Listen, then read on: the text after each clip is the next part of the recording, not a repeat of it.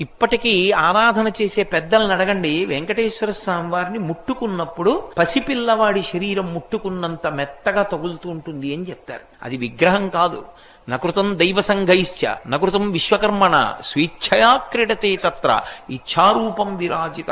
మహానుభావుడైన ఆయన మాట్లాడాడు చాలా కాలం. తొండమాన్ చక్రవర్తితో మాట్లాడేవాడు. ఒకప్పుడు తొండమాన్ చక్రవర్తి వచ్చి అహంకారం ప్రదర్శించాడు. నేను రోజు బంగారు తులసి దళాలతో పూజ చేస్తానన్నాడు. మరునాడు వెళ్ళాడు. వెళ్ళేటప్పటికి ఆయన కాళ్ల మీద బంగారు తులసి దళాలు లేవు, పక్కకి వెళ్ళిపోయి మట్టి తులసి దళాలు ఉన్నాయి. తెల్లబోయి అడిగాడు, ఇదేమిటి నేను బంగారు తులసి దళాలతో పూజ చేస్తే పక్కకి తోసేసి బంకమట్టి తులసి దళాలు నీ పాదాల మీద ఉన్నాయన్నాడు. నువ్వు చేసిన పూజ ఏ పూజ? నేను బంగారు తులసిరాలతో చేస్తున్నానని అహంకారంతో చేశావు, పక్కకి తోసేశాను.